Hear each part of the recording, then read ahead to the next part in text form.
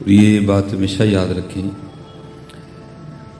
حضرت قاضی ایاز مالکی رحمۃ اللہ تعالی علیہ آپ شفا شریف میں لکھتے ہیں کہ جب صحابہ رضوان اللہ تعالی علیہم مجمعین کے سامنے حضور نبی کریم علیہ الصلوۃ والسلام کا نام مبارک لیا جاتا تھا نا، تو وہ اس طرح جھومتے تھے جیسے ہوا میں درخت جھومتے ہیں. یہ کیفیات ہے. تو میں اکثر سوچتا ہوں حضرت اگر ان کے سامنے نام لیا جاتا تھا تو یہ حال ہوتا تھا، جب وہ خود نام لیتے ہوں گے تو پھر کیا حال ہوتا ہوگا ہے؟ کیا کیف و مستی ہوتی ہے، کیا عشق ہوتا ہوگا، کیا سوز ہوتا ہوگا، کیا شوق ہوتا ہوگا.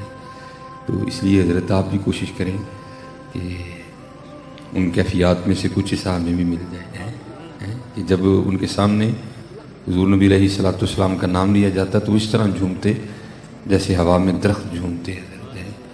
تو اس لیے آپ بھی اس بات کا دھیان رکھا کریں کہ جب بھی اللہ اور اللہ کے رسول علیہ الصلوۃ والسلام کا ذکر ہو، ان کے پیاروں کا ذکر ہو، تو کچھ ہم پہ بھی کیف و مستی طاری ہو.